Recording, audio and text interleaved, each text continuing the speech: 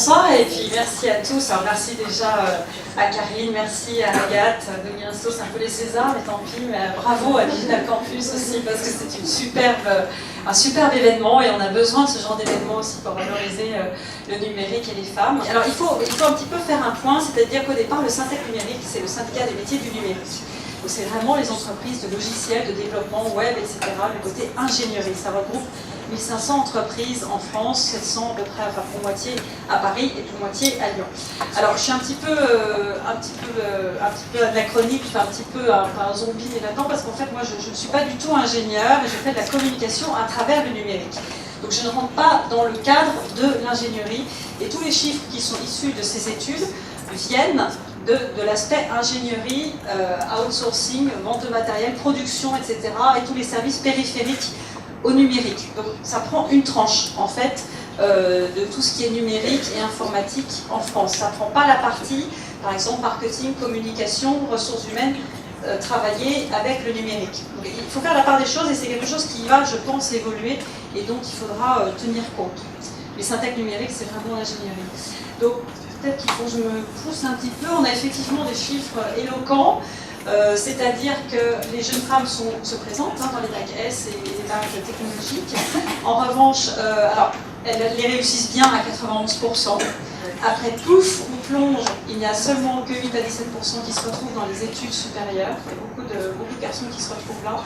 Et à nouveau, on en retrouve 27,2% dans les métiers du numérique, alors que la moyenne dans les autres métiers, c'est 46%, donc c'est à peu près la parité.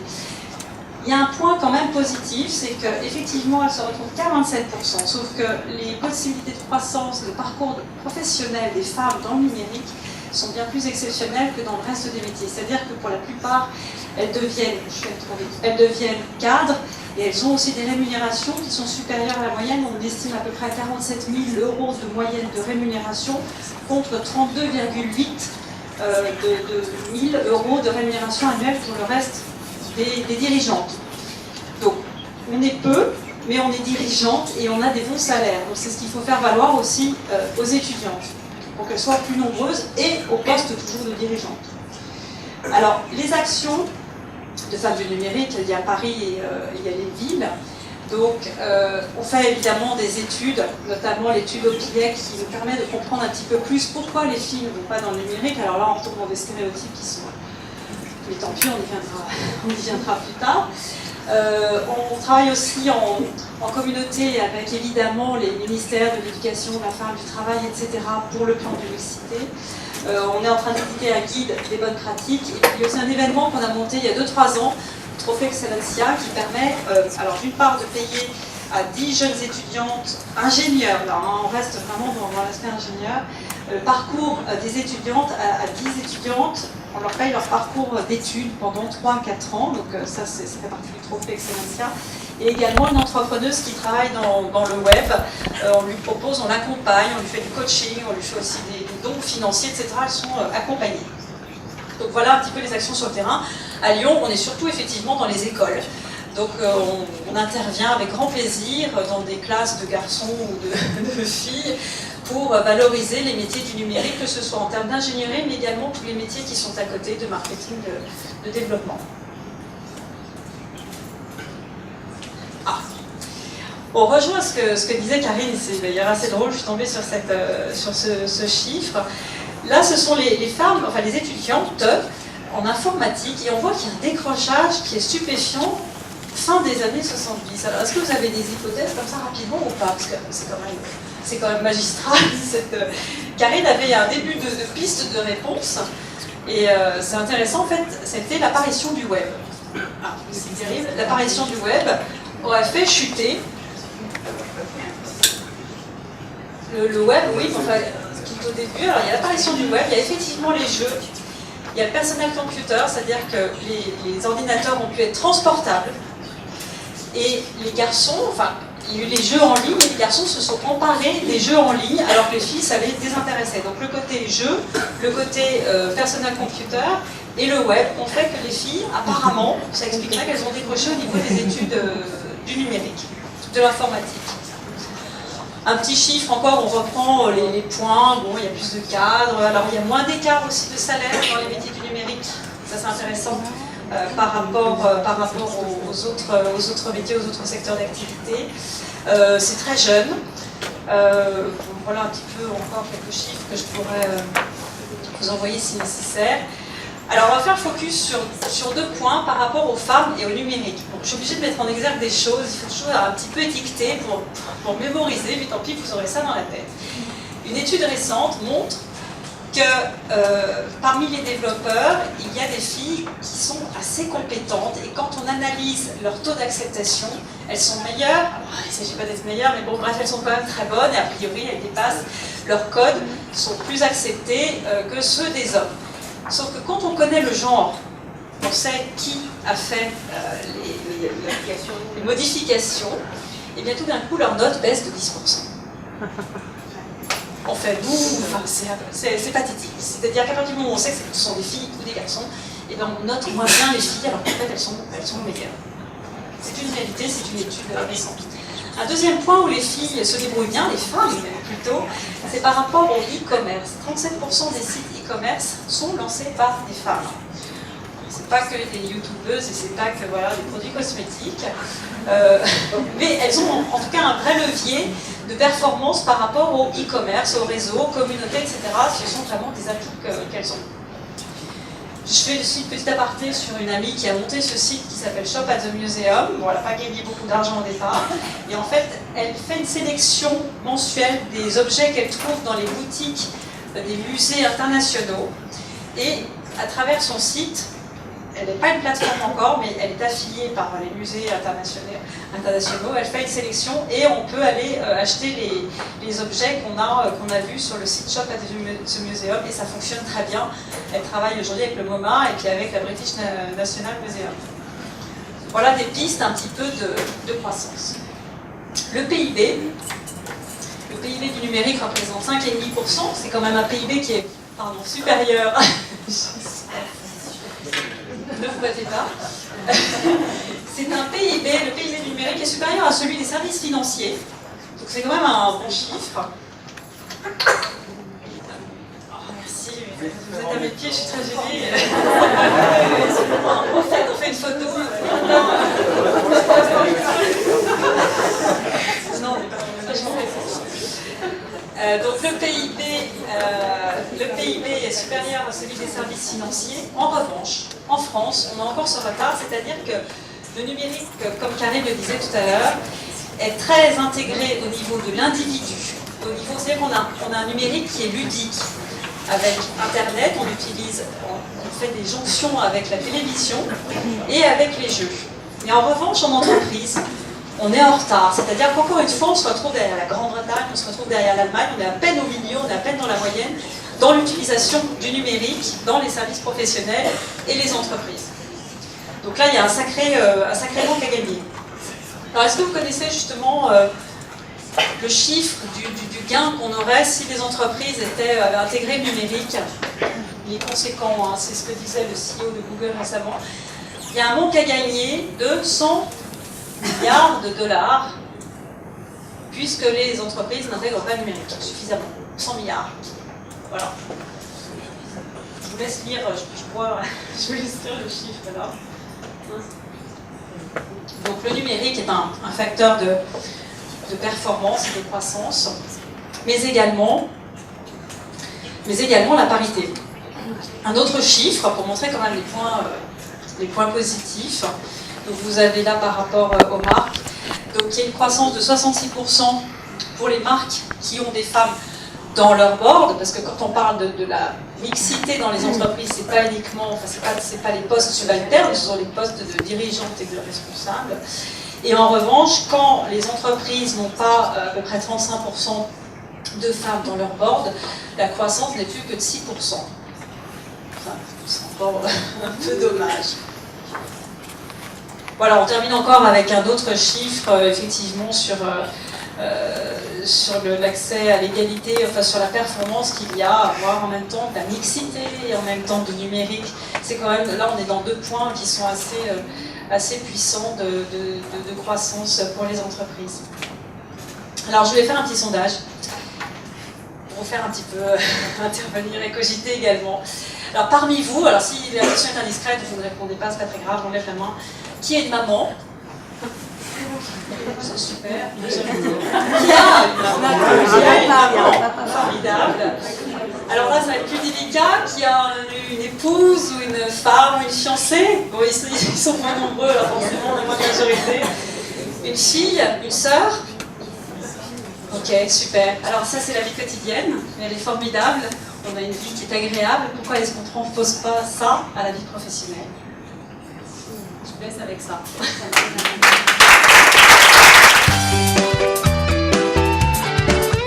On va pouvoir commencer cette table ronde. L'idée, donc, c'est qu'on a énormément de matière à partager ce soir avec les intervenants. Je vais commencer par faire quelque chose que le cercle professionnel, ou on va dire public, ne m'a jamais vu faire, que je n'ai pas l'habitude de faire, donc c'est plein d'émotions que je vais le faire devant vous.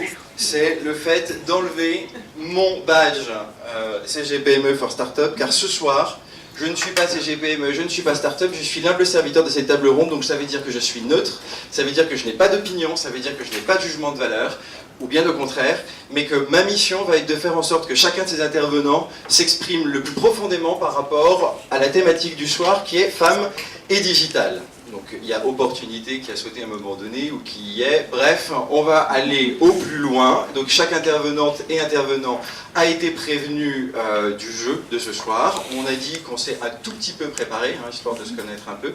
Et l'objectif, c'est d'être spontané en fonction de la thématique. Donc comme il est hors de question que ce soit que le travail ne soit fait que de ce côté, vous allez également travailler et vous allez commencer maintenant, puisque c'est vous qui allez définir la première personne. On va interviewer juste en termes de cadre. On va se donner peut-être un quart d'heure, 20 minutes pour faire connaissance un peu plus approfondie avec chacun des intervenants. Deuxième temps, il va y avoir des questions plus génériques qui vont permettre à chacun d'approfondir leur point de vue. Et un troisième temps avec vous et vos questions. Et ça recommence avec vous. Qui commence? Qui commence? Qui vous voulez qu'il commence? Allez, un prénom, le premier que j'entends. Charlotte. Ah, Charlotte, ok. Donc là, on rentre directement sur une vision recrutement, compétences. On est totalement au cœur du sujet. On s'était dit, pour commencer, histoire de se mettre dans le bain, c'était bien de pouvoir savoir ce qu'on entendait par numérique, parce qu'on en a quand même bien parlé depuis le début, numérique, digital, et qu'on n'a peut-être pas tous la même chose en tête. Et en l'occurrence, ça s'est validé, on n'a pas du tout tous la même chose en tête quand on en parle. En deux mots, si vous voulez bien, Charlotte, c'est quoi pour vous le numérique? Moi, c'est ce que je vous avais dit au téléphone. Pour moi, c'est, je suis la plus jeune, je pense, autour de cette table. Et quel parcours ça commence fort. Hein. On y va. Ouais, j'ai le parcours le plus court. C'est plutôt ça que je voulais plutôt dévaloriser qu'autre chose. J'ai la chance justement de partager vos expériences. Pour moi, c'est ce que j'expliquais. C'est surtout, je suis arrivée dans le digital plus par passion, et c'est ce que ça m'évoque. Plus la capacité à pouvoir intégrer ce milieu-là, même quand on n'a pas forcément de formation ou qu'on n'a pas forcément la connaissance. Et donc ça suscite chez moi plus la passion et bien évidemment plus le futur qu'autre chose. Voilà. Merci Charlotte. On retient le côté passion. Et je voudrais aller un peu plus loin sur la compréhension de ce que les chefs d'entreprise vous demandent aujourd'hui, puisque Urban Link s'est vraiment spécialisé sur les compétences numériques, peut-être même plus techniques. Qu'est-ce qu'on vous demande et quels sont les profils qu'on attend de vous? Très largement technique, puisque c'est une grosse demande et je pense que c'est une grosse difficulté pour les entreprises de recruter sur ces profils-là. Après, plus largement, les profils marketing, les profils développement, business développement également. Donc, je dirais assez large, mais c'est de plus en plus présent dans les entreprises. Effectivement, on voit la tendance monter sur la partie digitale, effectivement. Petite question au niveau de ceux qui sont techniques. On le sait, on l'a vu tout à l'heure avec Fabienne Billard, et puis je pense que dans nos environnements respectifs, on l'a aussi constaté, la plupart des professionnels techniques sont des hommes. En plus, ce que Fabienne nous a appris tout à l'heure sur le fait que à partir du moment où on sait que c'est une femme qui a fait un code ou qui a fait un logiciel, soit noté 10% de moins que quelqu'un d'autre, ça heurte. En sachant ça, vous êtes la clé d'entrée dans une entreprise.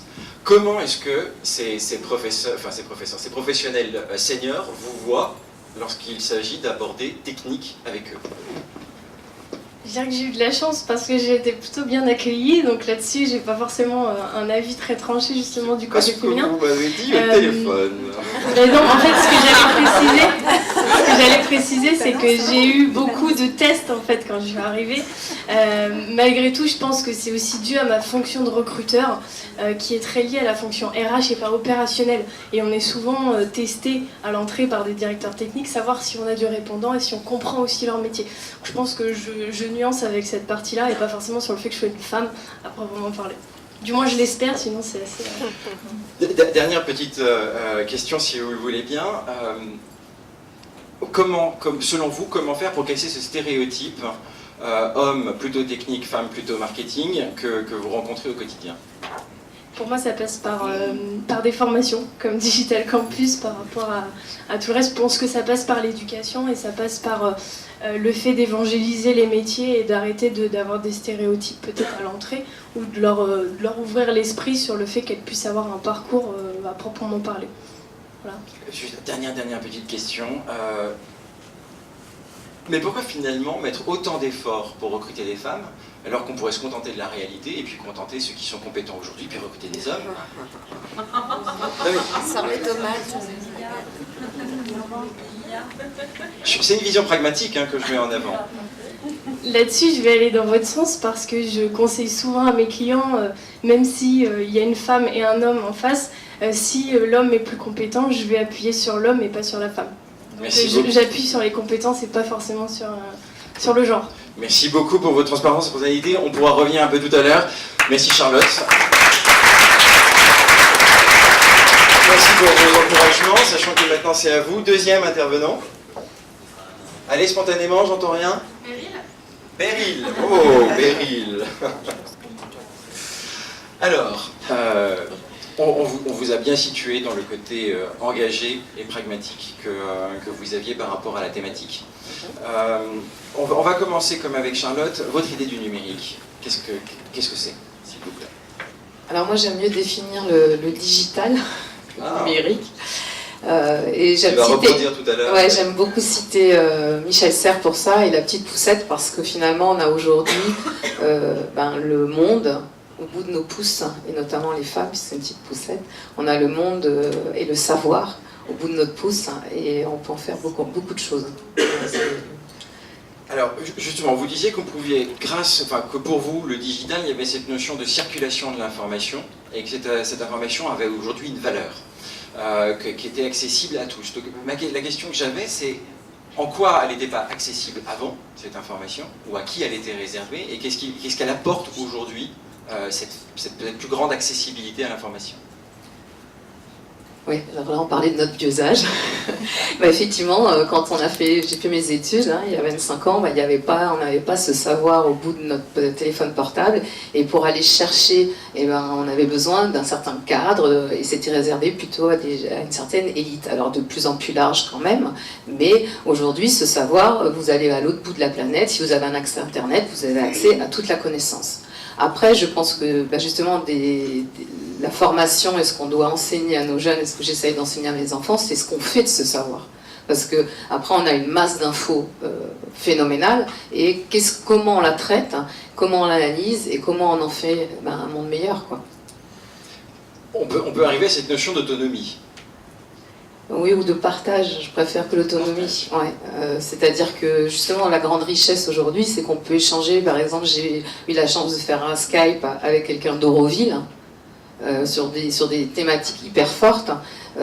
Ça, j'aurais jamais pu le faire il y a 15-20 ans. Quoi. En quoi cette notion de partage, ou les outils numériques de manière générale, sont capables de représenter une opportunité encore plus solide pour les femmes?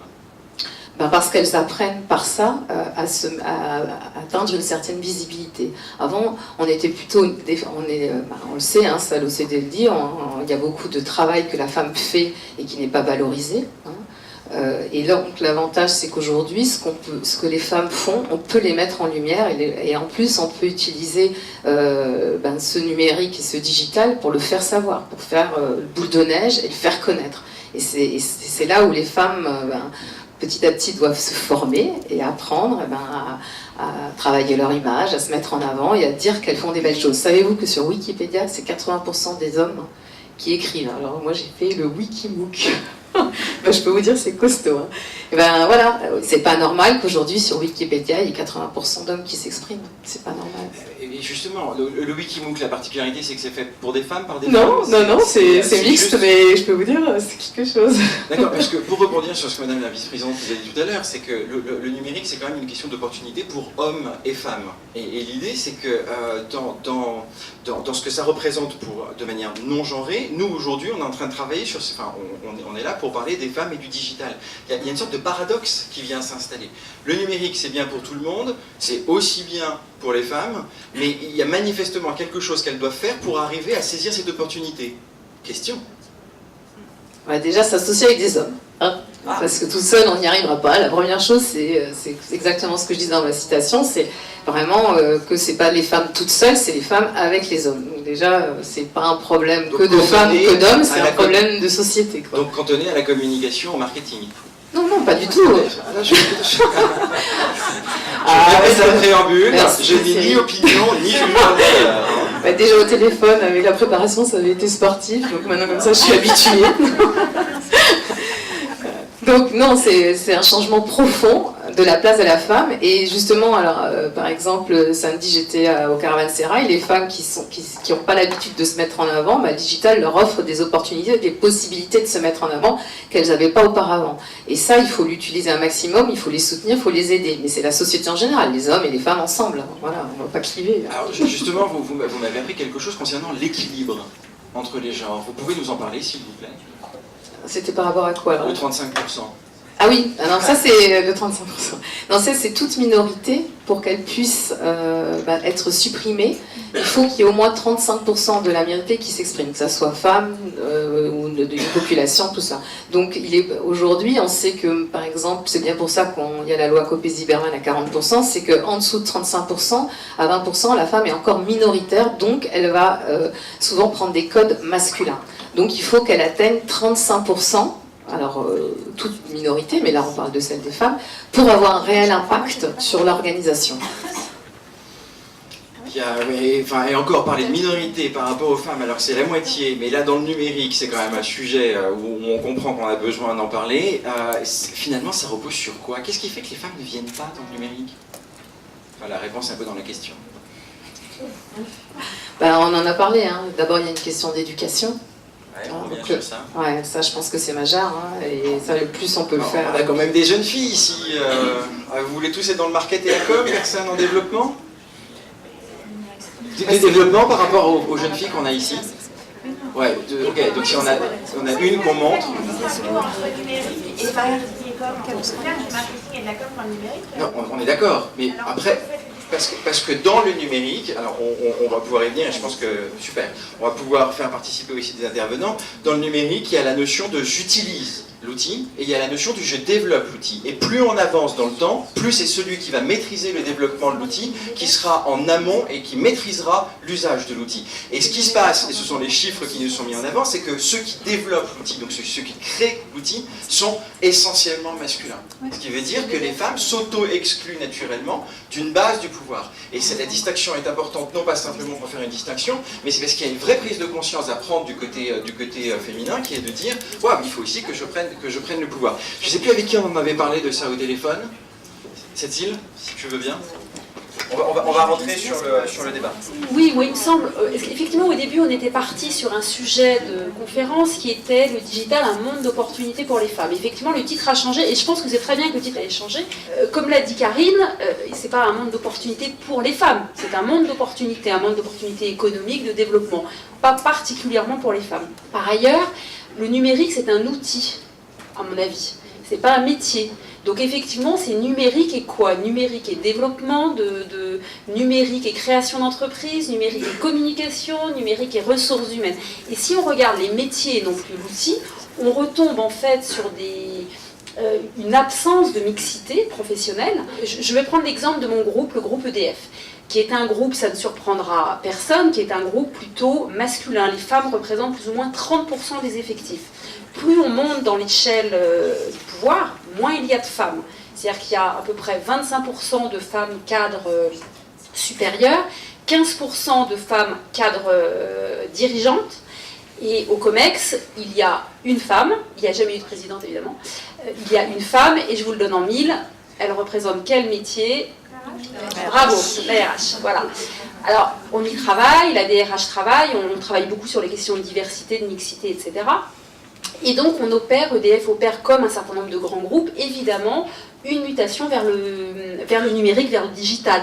Parce qu'il y a une révolution dans le milieu de l'énergie, il y a les big data qui arrivent, il y a des clients qui veulent, je ne vais pas rentrer dans le monde de l'énergie, mais il y a des clients qui veulent maîtriser leurs demandes.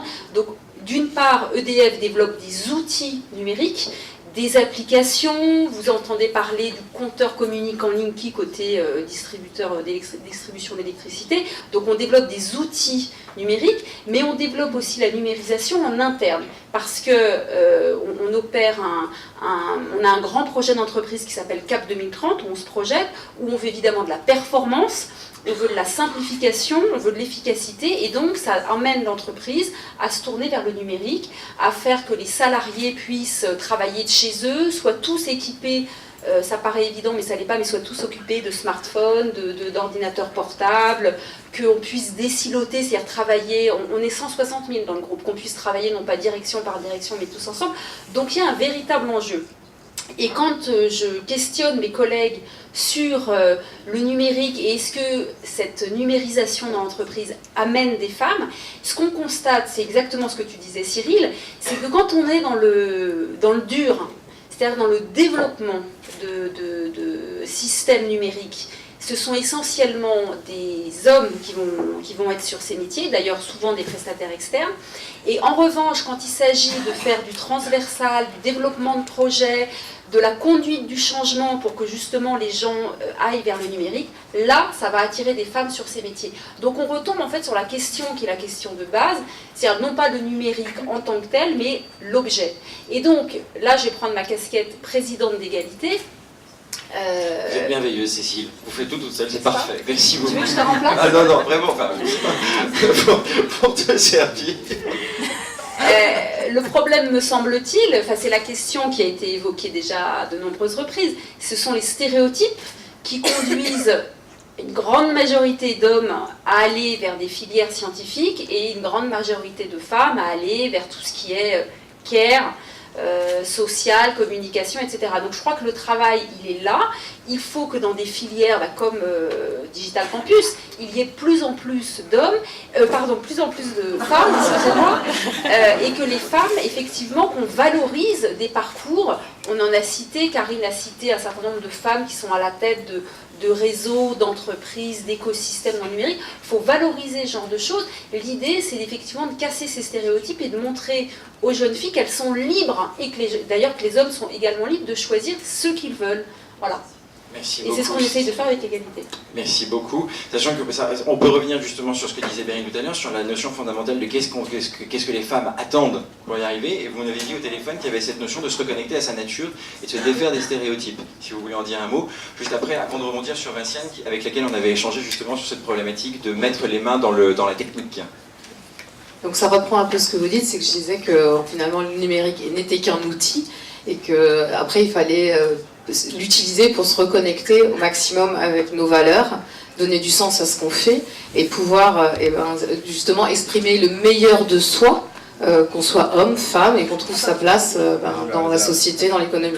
Vous avez un message pour les hommes en plus, me semble-t-il. Non, j'avais il n'y a aucun secret, c'est des deals, transparent. Non, mais j'avais un message, je pense que c'est celui-là-ci, c'était plutôt pour les femmes de choisir bien leur compagnon, c'était ça. Alors c'est merveilleux, c'est bravo. Moi, c'est une super interprétation du moment. C'était surtout ça que je voulais dire aux femmes. Je vois que vous savez vous adapter à la cible, bravo.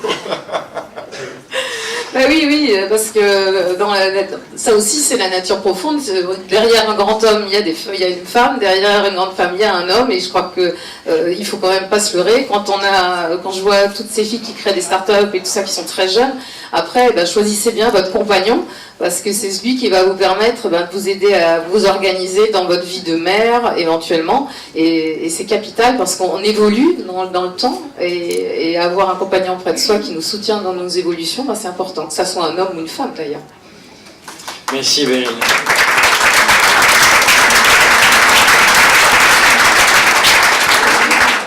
Vinciane, juste avant de remettre les mains dans le cambouis, puisque c'était le thème sur lequel on avait beaucoup parlé, c'était ce qui m'avait interpellé dans la réponse à vos questions, c'était votre vision extrêmement enthousiaste, très incarnée, très portée, très engagée, presque combative de ce que représentait le digital. Non, très clairement, on est tous passionnés ici, c'est le premier mot qui est ressorti grâce à Charlotte, et on est en face. Mais alors vous, il y a une sorte de racine très enracinée sur cette notion de le digital, c'est merveilleux, ça m'a fait évoluer moi dans mon métier, si vous voulez nous en parler. Complètement. Moi je suis dans la communication depuis longtemps, depuis le siècle dernier. Il y en a plusieurs à venir du siècle dernier. Et je pense fondamentalement que les métiers de la communication ont vécu une vraie révolution numérique, mais complètement, ça a bouleversé les métiers de la communication et du marketing. Et ça a changé ma vie de professionnelle, de femme au travail. Aujourd'hui, je vois à quel point ça a révolutionné la vie de beaucoup de femmes, parce que en fait, je vais reprendre tout de suite ma corrélation entre les métiers de la communication. Si je veux faire un bref raccourci historique, les métiers de la communication, les années 60-80 sont des métiers merveilleux. La communication, la réclame, c'est génial. Beaucoup d'hommes entreprennent dans cette super branche, et ce sont des métiers d'hommes. Les femmes sont souvent sur les photos, blondes, avec des bébés. Dans les années 80, le métier se féminise parce que les femmes entrent sur le marché du travail de plus en plus, les métiers se féminisent, se popularisent, se dévalorisent au fur et à mesure des années, de 80 à 2000. Et en 2000, le métier de la communication est vraiment mal en point. Les salaires sont dévalorisés aussi. Les femmes sont responsables de communication, elles ne sont pas directrices, elles ne montent pas en grade. Et 2000 arrive avec cette numérisation qui permet à toutes ces femmes de trouver des nouvelles voies, de créer des nouveaux métiers, de s'engouffrer dans une faille dans laquelle il n'y a pas déjà des gens en place. Donc forcément, les hommes étant en place sur des postes de cadre, elles vont créer des postes de cadre et dans lesquels elles se sont dévoilées, révélées, épanouies. Et je me sens, moi, vraiment dans cette situation-là tout au long de ma carrière. Et pour le coup, l'implication des femmes dans le numérique aujourd'hui, vous avez l'impression qu'elle est reconnue à sa juste valeur, qu'elle commence à avoir une vraie visibilité, une vraie valeur reconnue ? Alors il y a eu concomitance avec, dans des grands groupes, les postes de RH qui se sont intéressés effectivement à la question de l'évolution au sein de l'entreprise, donc je rebondis complètement. Les postes qui sont chargés de l'évolution numérique, de la digitalisation, de la numérisation, on appelle ça comme on veut, sont souvent aujourd'hui des postes portés par des femmes. Donc oui, ça commence à prendre un peu de volume. Pour autant, vous êtes celle qui avait souligné très clairement le fait que dans les GAFA ou dans les très grands, les femmes valorisées, les GAFA, donc les Google, Amazon, Facebook, étaient pas spécialement vues, et tout à l'heure ça a été souligné également par Madame Doniasos. Donc la question de fond c'était, est-ce que finalement il y a suffisamment de place pour tout le monde ? Il y a de la place pour tout le monde, on est tous là. Donc les femmes sont la moitié de l'humanité, les hommes l'autre moitié, on peut dire ça dans ce sens-là, de temps en temps c'est bien. On est tous là, donc de toute façon il faut de la place pour tout le monde. Oui, il faut se la faire la place. Alors voilà, et dans le fait de se faire cette place, est-ce que pour vous, le fait de mettre les mains dans le cambouis, donc de faire du code, d'apprendre le code, c'était quelque chose de fondamental ? Alors je vais vous raconter une deuxième petite histoire, que je vais essayer de faire brève aussi. J'ai toute petite eu l'occasion de découvrir un ordinateur, j'avais pas 10 ans. Donc les ordinateurs, je ne vous raconte pas comment ils étaient à l'époque, on ne faisait pas grand chose avec, on pouvait l'allumer, faire du code en MS-DOS et voilà, ces 2 points slash, et on ne faisait rien en fait avec, c'était super, mais on ne faisait rien avec. Surtout quand on avait 10 ans, après il y a eu quelques jeux, etc., c'était super. J'ai fait des études de lettres et de communication, et comme j'avais été déjà attirée par ça à l'université, j'étais un peu E.T., je m'étais inscrite à l'option facultative informatique dans laquelle on pouvait allumer un ordinateur, donc on n'était plus complètement en MS-DOS, on avait des disquettes, et ça c'était super. On mettait 3/4 d'heure à allumer l'ordinateur, installer les logiciels, ouvrir Work à l'époque. Et puis après, on écrivait sur Work, on n'avait pas d'imprimante en réseau, donc de toute façon, on ne pouvait absolument rien en faire. Et on remettait 3/4 d'heure à désinstaller et éteindre l'ordinateur, la séance durant 1h30. C'était super, j'avais allumé et éteint un ordinateur, mais j'étais vraiment intéressée et ça faisait... Moi, j'avais l'impression de faire des trucs de mon temps, quoi. Voilà, j'avais pas 20 ans. Et puis après, j'ai continué mes études de lettres et de communication, et bizarrement, la question de l'informatique, à l'époque on appelait ça l'informatique, a disparu de mon parcours. Et aujourd'hui, je regarde ça en me disant, mais c'est étrange. Pourquoi, alors que j'étais intéressée, pourquoi ça a disparu alors que d'autres, qui étaient à côté de moi, plutôt des hommes, plutôt des jeunes hommes, sont devenus des développeurs, des ingénieurs, se sont engouffrés dans cette aventure génialissime qui se profilait.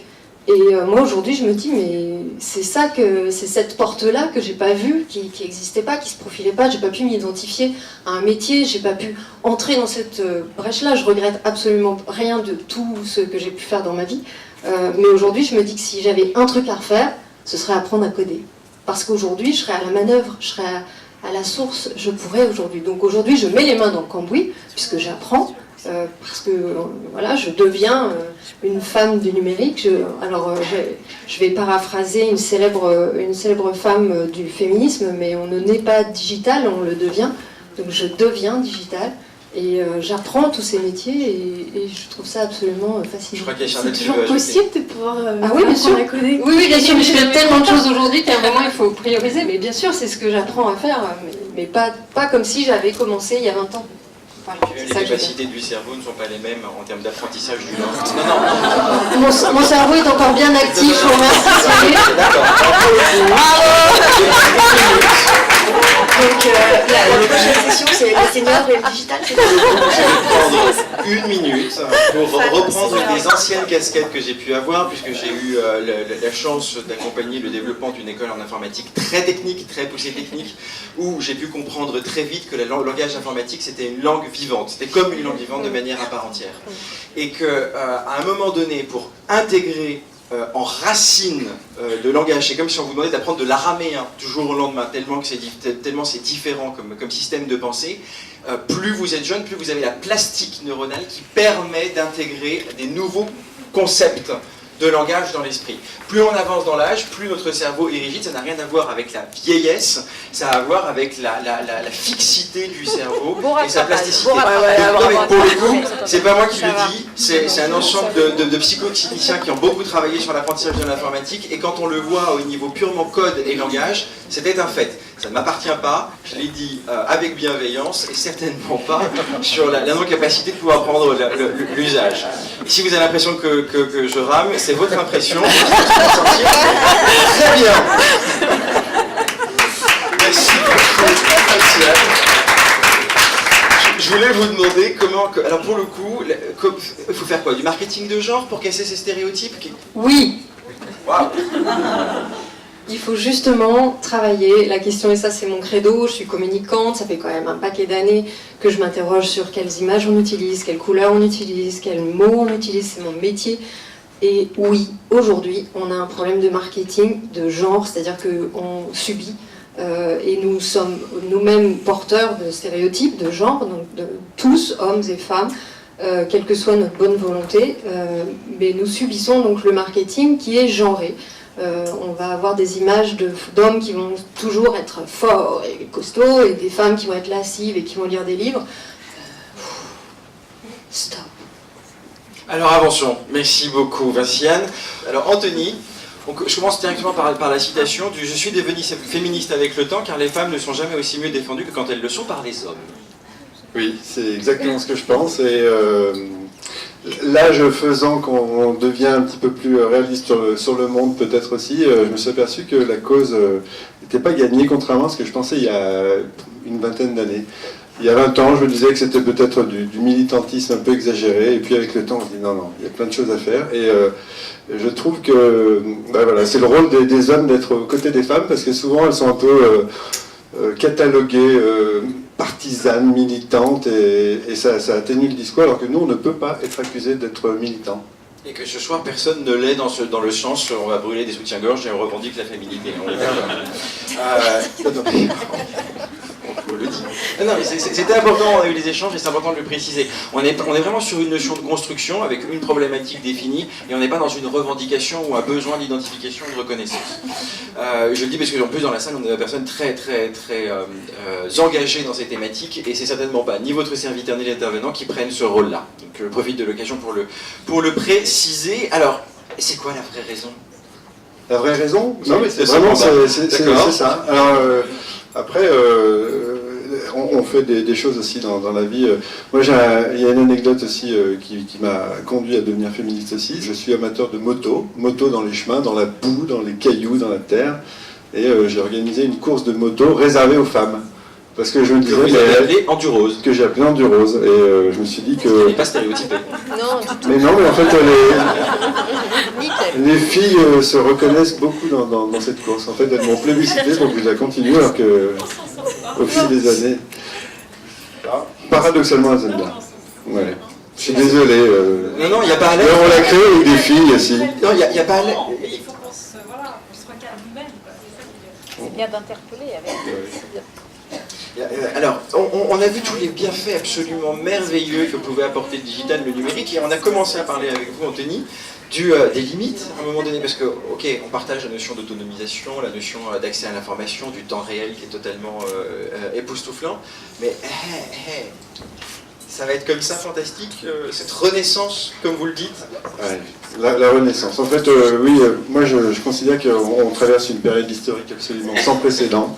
On est dans une renaissance, et j'appelle ça une renaissance parce que je pense que c'est même plus fort que la renaissance qu'on a connue au XVe et au XVIe siècle. On a une conjonction absolument extraordinaire de technos qui nous sont tombés sur la tête, l'informatique, le téléphone mobile, le GPS, la robotique, les objets connectés, tout ça arrive et fournit des opportunités absolument extraordinaires. Alors certes, on a des aléas politiques qui font qu'on pourrait se dire mais c'est peut-être un petit peu compliqué la période, mais en réalité on va au-devant, à mon avis, d'opportunités absolument extraordinaires. Et ces opportunités, tout le monde doit les saisir. En fait, c'est important qu'il n'y ait pas qu'une caste d'hommes blancs qui se l'accaparent, ce qui est un peu le risque. Aussi, hein, Comment ? En Inde, ils sont bons en informatique. Oui, mais c'est vrai que... Oui, tout à fait. Non, mais c'est aussi ça, arriver à faire en sorte que tout le monde profite de cette renaissance. Je pense que les femmes, il y a un vrai souci. Alors, moi je suis patron d'agence web, comme on le précisait tout à l'heure, et effectivement, dans la maîtrise de la technique, du code, on a essentiellement des hommes. Moi, pour l'anecdote, mon agence, elle fait une trentaine de personnes. Je recrute en permanence des codeurs, et ça fait des années que j'essaye de féminiser mon équipe, et c'est quasiment impossible. C'est-à-dire que je passe une annonce, je n'ai pas de réponse de femme.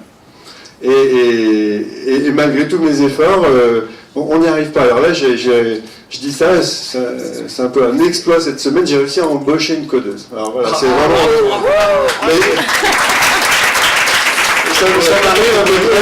Ça m'arrive à peu près une fois tous les 4 ans. Vous voyez, j'ai fait mes stats, ça fait 20 ans que je suis dans le métier, j'ai commencé en 94, donc même un peu plus que 80, oui, dans ces eaux-là, et ça n'a pas changé.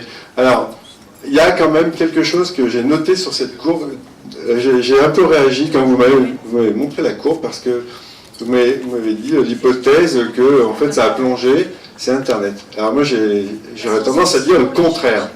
Si on regarde la courbe, ça monte au début, parce que je pense qu'il y a une espèce de candeur générale de l'apparition de l'informatique. Tout le monde a essayé l'informatique, les hommes comme les femmes, tu en es la preuve. Et puis au bout d'un moment, on s'est aperçu, les femmes se sont aperçues que les ordinateurs, c'était en fait des bouts de métal inanimés, qu'on allumait, qu'on éteignait, qui avaient finalement strictement aucun intérêt. Et donc, du coup, elles ont bien fait d'arrêter. Sauf qu'elles ont repris finalement un peu d'intérêt à la chose. Si on voit la courbe s'arrête de descendre, justement à l'apparition d'Internet. Et à mon avis... C'est pas moi qui ai traduit. Hein, ouais, mais voilà, mais je pense que l'étude, elle se trompe. Et je pense que plutôt, il faut plutôt analyser une renaissance de l'intérêt des femmes pour l'informatique à l'apparition d'Internet, justement, parce que l'Internet a ce côté social que les femmes ont, plus que les hommes, il faut le reconnaître. Vous anticipez ma question. Voilà, je pense que c'est important de l'approfondir, cette notion de relation et de qualité qui donnerait une place plus particulière ou précise aux femmes dans le numérique. Voilà. En fait, les femmes, vous avez des atouts majeurs pour Internet parce que ce côté social, il est apparu avec Internet. Mais je suis... Vous avez des micros, hein. Alors, oui, que ce soit genré ou pas, je pense que c'est une réalité qu'il faudra peut-être changer, mais qui est encore présente dans les Cécile. Il est éteint. Ah oui, non, celui-là, il ne marche pas. Il ne marche pas. Alors, voilà. Cécile. Oui, en préparant un petit peu cette soirée, les femmes, l'opportunité pour les femmes d'être dans le numérique, on voit, c'est une opportunité pour les femmes, ça se lit assez facilement sur le web, parce que c'est des métiers de l'agilité, de la communication, du lien aux autres. Attention, moi je trouve qu'en disant ça, on est justement dans quelque chose de hyper genré, où encore une fois on revient à les femmes, on les cantonne dans le care, dans le lien aux autres, etc. Et je crois que le problème, c'est pas de dire qu'il y a des opportunités parce qu'on va travailler les uns avec les autres. Il y a des opportunités pour tout le monde et je crois que le boulot, on le dit, on le redit, il faut que les femmes, elles aillent dans le code, dans le dur, et donc il y a un travail qui doit être fait d'une part en amont avec les jeunes, voilà, effectivement, par exemple, on regardait les statistiques entre la terminale S et puis les métiers scientifiques, voilà, moi j'ai une fille, elle est en terminale S, comme la moitié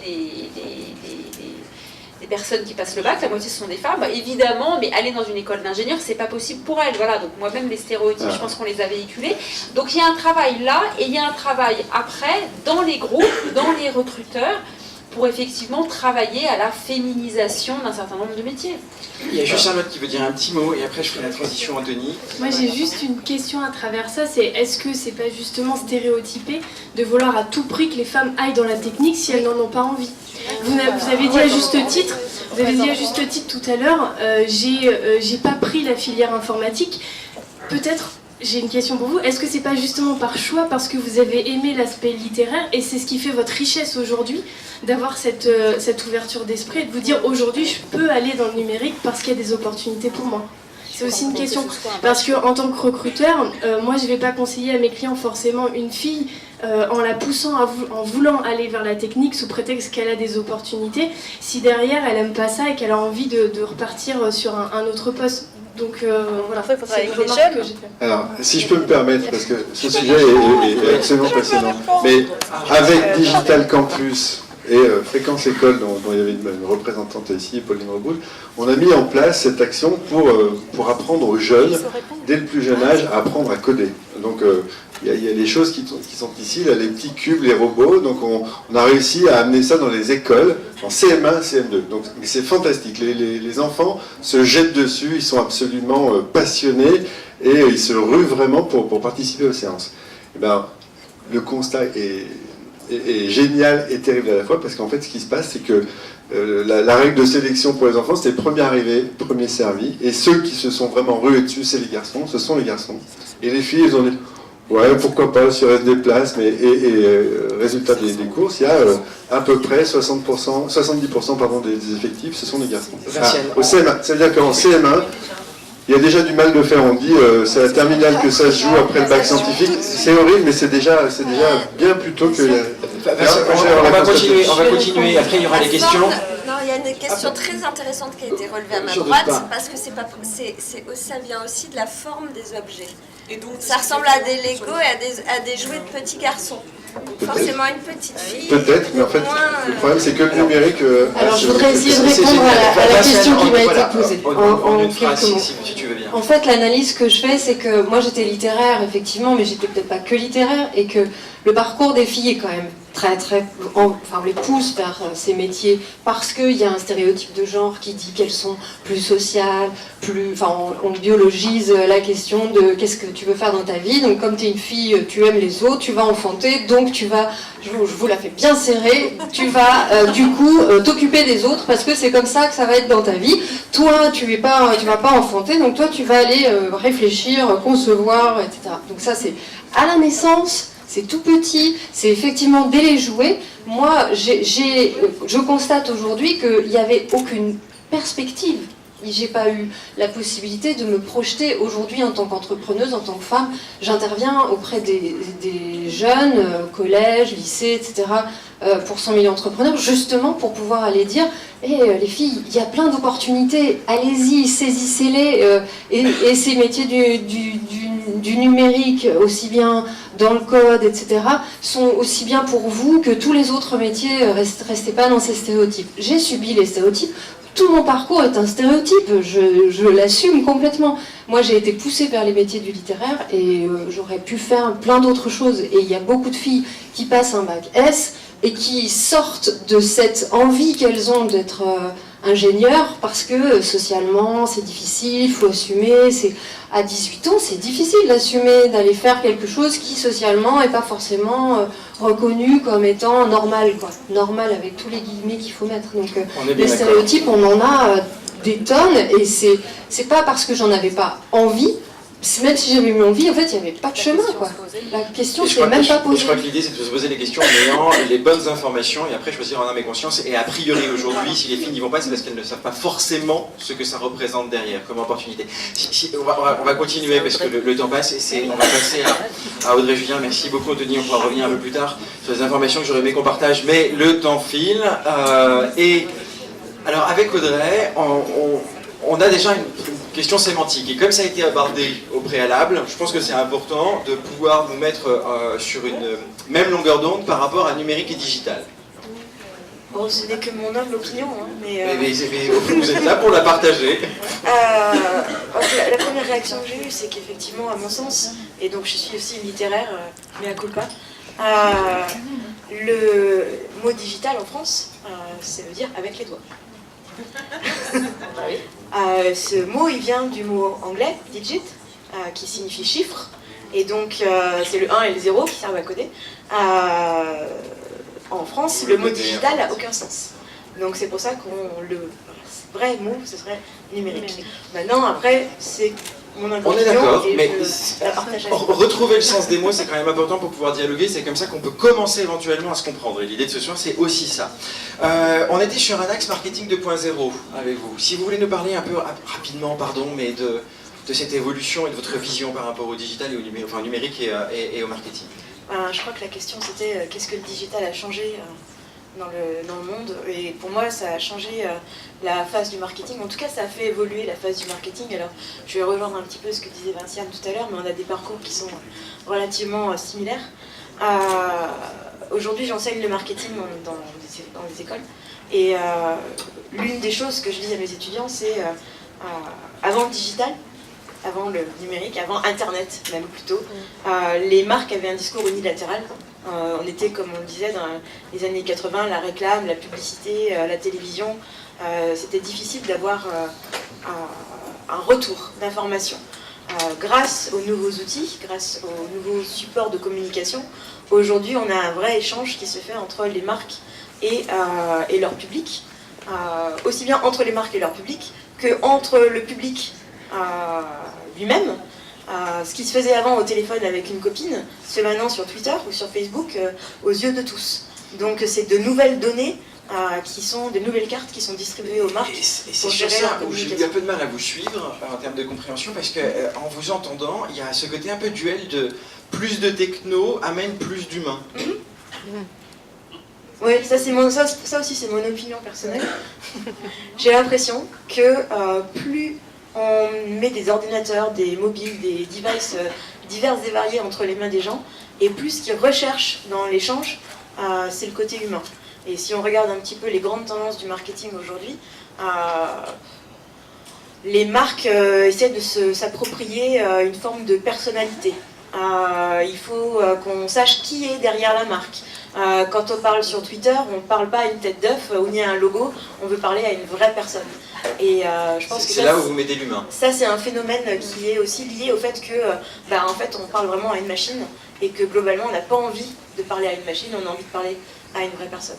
Donc de l'autre côté, on a envie de trouver une certaine dose d'humain dans notre interlocuteur, alors, même si c'est une marque. Par rapport au genre et par rapport aux compétences, Anthony n'a pas eu le temps d'en parler, mais je le sais, il est totalement militant pour dégenrer justement les compétences. Vous aussi, vous vous positionnez sur ce genre-là en disant carrément qu'un thème comme ce soir, c'est un faux sujet et qu'il faut pouvoir recentrer sur la compétence et en même temps, si les femmes n'y vont pas, c'est de trouver des moyens de les y amener, même si elles ne veulent pas. Ah non, j'ai jamais dit ça. Sûrement pas. C'est vrai. Que c'était de vraies, effectivement, que c'était des opportunités de pouvoir s'émanciper et qu'il fallait leur donner les moyens de considérer cette émancipation pour qu'elles puissent avancer en ce sens. Alors il y a pas mal de choses qui ont été dites depuis le début, des choses auxquelles je crois. En l'occurrence, ce que disait Charlotte tout à l'heure par rapport aux compétences. Pour moi, je suis anti-quota. J'ai envie de dire, même si je comprends le besoin qu'il peut y avoir de quotas pour permettre de lancer une tendance. Malgré tout, ça me fait quand même grincer les dents et que je pense que les gens doivent être recrutés sur des compétences et pas sur un sexe. Et je vais reciter Simone de Beauvoir quand elle dit on n'est pas femme, on le devient. Pour moi, on n'est pas dans notre carrière professionnelle, on n'est pas un sexe, on est une compétence, une envie, un désir. Et puis après, le côté féminin, c'est autre chose, quoi. En même temps, vous dites que l'Internet devrait être l'outil qui promeut les femmes qui réussissent dans ce domaine pour donner envie, ouvrir les portes, etc. Donc il y a quand même un focus. C'est un support en plus de ce qu'on pouvait avoir avant. Avant, on avait la télé, le cinéma, la radio. Aujourd'hui, on a un média supplémentaire qui est Internet. Et on revient sur la visibilité de Bérine tout à l'heure. Voilà, exactement. J'aimerais juste répondre à ça. C'est qu'il y a un souci, c'est qu'aujourd'hui, on sait qu'on représente 60% des diplômes de l'OCDE, c'est les femmes. Donc on est bien sage, on a bien travaillé à l'école. Donc on a beaucoup de compétences. Le problème, c'est après. Aujourd'hui, on est en moyenne, grosso modo, 15% à la tête des entreprises. Je vous fais l'âge. Donc il y a bien un problème où à un moment donné la compétence ne suffit plus. C'est-à-dire qu'il y a une lutte de pouvoir, il y a une lutte économique, il y a des luttes de visibilité, il y a un monde qui est difficile. Aujourd'hui on est en pleine mutation économique qui fait que les compétences ne suffisent plus et qu'il faut agir. Donc après on peut agir chacun en fonction de là où il est bien et là où il se sent le mieux, dans par exemple l'égalité ou le marketing, tout ça. Mais on est obligé d'agir au-delà de la compétence pour faire changer la donne. Il n'y a pas le choix. Sinon, ça ne bouge pas. Oui, bien sûr. Du coup, je vais répondre, c'est bien, ça me permet de rebondir. Effectivement, la compétence, c'est l'ingrédient numéro 1. Et j'ai envie de dire que l'ingrédient numéro 2, c'est l'envie. Et que globalement, si les femmes, elles n'agissent pas aujourd'hui, c'est aussi peut-être parce qu'elles n'en ont pas envie. Alors après, que ça vienne de stéréotypes, d'éducation, de société, de tout ce qu'on veut, ok, certainement, les choses vont évoluer. Il faut peut-être leur donner un petit peu le temps d'évoluer aussi. Une petite phrase pour Cécile. Effectivement, la question n'est pas que la question des compétences. La question, c'est effectivement...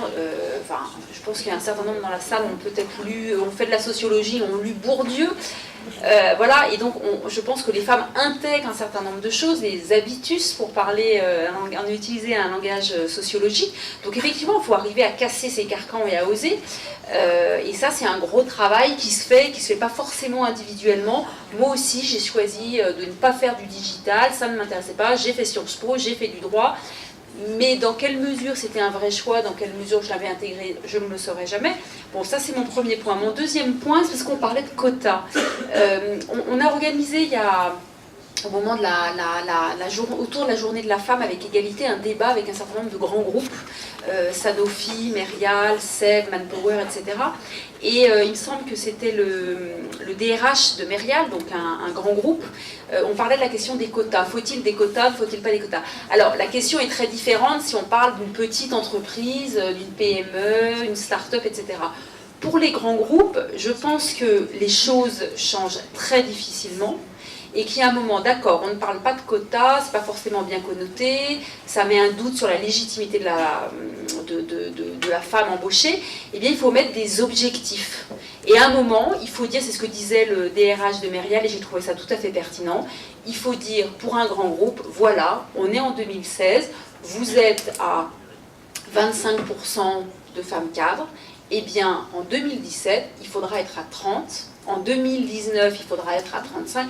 Et il y a un moment, je crois qu'il faut fixer des objectifs, avec d'ailleurs peut-être des sanctions financières. Ça marche dans les grands groupes, hein, les résultats, ils sont, les bonus, etc. Ça peut se faire en fonction de critères, de ce type d'objectifs qui sont mesurés. Et je crois qu'il y a un moment, voilà, on ne parlera pas de quotas, mais on parlera d'objectifs. Mais je crois que pour faire avancer les choses, à un moment, il faut fixer un horizon. Ok. Ce qui est extrêmement valorisant. Oui, Audrey, avec le micro, ce sera mieux pour les enregistrements et pour l'auditoire. Je veux juste dire, ce serait extrêmement valorisant pour une femme de se faire embaucher pour atteindre un objectif. On est sur la problématique de fond. Charlotte, et puis après on va passer au deuxième round. Je vais juste, parce que je suis un peu plus pondérée, je me situe peut-être entre vous deux, je vais juste ajouter une chose qui a été citée tout à l'heure et je trouve que c'est bien de le notifier. Dans le digital, les différences de salaire sont moindres. Donc déjà ça apporte énormément de choses et je pense que dans le digital, les mentalités peuvent être différentes. Parce que je vous rejoins aussi sur certains points. En dehors du digital, il y a pas mal de choses à dire, mais c'est pas le sujet. Et un autre point, je pense que le numérique aide aussi énormément. Exemple tout bête, mais les femmes qui ont des enfants et qui veulent quand même prétendre à pouvoir avoir une vie professionnelle à côté, maintenant grâce au numérique, grâce à Skype, grâce à tous des outils comme ça de travail à distance, ça permet aussi plus d'égalité à ce niveau-là, parce qu'il faut le dire aussi, c'est pas de la faute des hommes si eux ne portent pas d'enfants ou quoi que ce soit. Voilà. Je pense que ça aide aussi à cette partie. Juste une phrase. Une remarque, et puis après... Les hommes aussi peuvent utiliser le numérique pour être un peu plus de temps avec Voilà. leurs enfants. Merci pour les hommes. Merci de le rappeler. On a encore un petit quart d'heure à passer ensemble. C'est vrai que c'est un peu long, c'est dense. En plus, c'est un sujet qui est extrêmement vaste. On a fait en sorte de le centrer au mieux, mais chacun après prend un peu ce qui le touche. Préparez vos questions parce qu'elles arrivent juste après ce petit interlude. Le principe était simple, c'est que je me suis amusé sur un moteur de recherche à taper des mots avec numérique et voir ce qui en ressortait, et j'ai sorti les phrases. Donc la première, c'était fracture numérique. Hop. Donc, et l'idée, c'est que vous puissiez intervenir spontanément, chers intervenantes et intervenants, s'il vous plaît. Il y a les micros, vous les prenez, on y va. Beryl, quelque chose? Vous avez le micro. Ça, c'est l'horreur de l'informatique. C'est triste, c'est horrible. C'est l'informatique, si l'informatique n'est pas au service de l'humain et si l'informatique sert à être juste devant un ordinateur, c'est, je pense, que ce que nous ne voulons pas. Voilà, donc c'est le contre-exemple de l'utilité du numérique. Quelqu'un a une autre vision? Un numérique égale Pôle emploi, c'est ça qui est terrible. Alors, l'idée en faisant ça, c'est que je me suis nourri de quelques chiffres à côté, et on le sait, peut-être pas suffisamment, mais c'est qu'on est en pleine destruction créatrice, si on reprend un économiste. Je n'ai pas été allé, mais bon, bref. Le principe, c'est qu'on sait aujourd'hui, en termes quantitatifs, que si, par exemple, l'État se numérisait et utilisait toutes les capacités du numérique pour faire les tâches qu'il fait aujourd'hui, il y aurait des centaines de milliers de postes qui seraient détruits du jour au lendemain. Donc voilà, l'idée c'était aussi ça, c'est qu'à un moment donné, on le sait, le numérique c'est top, etc., ça crée des opportunités, mais à un moment donné, comment ça va pouvoir avancer? C'est vrai que la question se pose actuellement de savoir si ça va pouvoir régénérer autant d'emplois que ça en détruit. Et du coup, du changement de civilisation qu'on va être obligé d'opérer ou pas. Et peut-être d'où le principe aussi fondamental que toute la population se mette à maîtriser cet outil pour pouvoir avancer et ne pas être exclu de ce que c'est en train de préparer enfant. Deuxième photo, Zuckerberg, s'il vous plaît. Ah oui, j'avais vu celle-là. Spontanément, chers intervenants, intervenantes. Wonderful world. Oui, bah en fait, il rentre dans le salon de Barcelone et puis tout le monde est sur leur masque et puis lui, il arrive et personne ne le regarde. Quoi. Personne ne le voit arriver. Personne ne le voit arriver. Oui. C'est super tweeté cette photo. Alors, clairement, moi, c'était la première chose que j'avais vue. C'est que... Il n'y a que des hommes. Il n'y a pas de femmes. Il n'y a pas de femmes. Je vous en prie, c'est le moment un peu divertissement. Vous me dites, hein, mais ça c'est typique de toutes les réunions de start-up qu'on a, de start-up, de geeks. Moi, je baigne dans ce milieu, c'est terrifiant. J'ai longtemps fréquenté la CGPME dont tu as enlevé l'étiquette et des organismes comme le MEDEF. C'était déjà très masculin. Le milieu des startups est encore pire. C'est-à-dire que les dirigeants de startups, je pense que c'est encore plus masculin que le MEDEF. Alors je pense qu'il y a l'effet... Le quota, c'est 10%. Oui, mais il y a l'effet... c'est par quota, je veux dire, il y a 10% de femmes aujourd'hui qui dirigent des startups. Voilà. Oui. Vous voyez, il y a l'effet numérique et il y a l'effet, je pense qu'il y a aussi l'effet hyper compétition des startups. Il faut absolument être hyper ambitieux, renverser le monde, tout changer, tout bousculer, qui n'est pas forcément un mode de fonctionnement qui...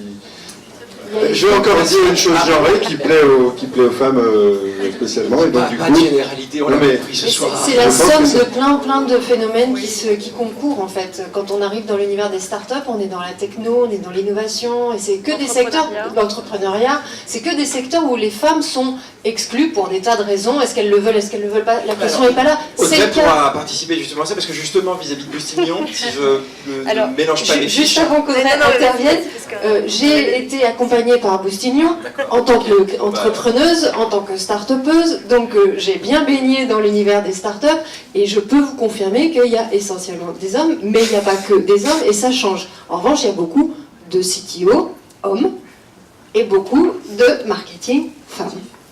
Et d'autres sont là dans la salle pour témoigner. Et pour le coup, c'est vrai qu'on peut faire coucou à Ronald Peponière, je crois que Marie est ici parmi nous, qui justement a pour vocation d'accompagner les femmes entrepreneurs dans la réussite de leurs activités. Alors, il se trouve que j'ai également été accompagnée par Ronald Peponière. Et donc, effectivement, on n'a pas ce problème au sein de Ronald Peponière, puisque l'objectif de Ronald Peponière, c'est bien d'accompagner les femmes dans l'entrepreneuriat, et que pour moi, pendant toute une année, ça a été l'occasion de me développer en tant que femme dans la projection de ce que je peux être en tant qu'entrepreneuse et chef d'entreprise.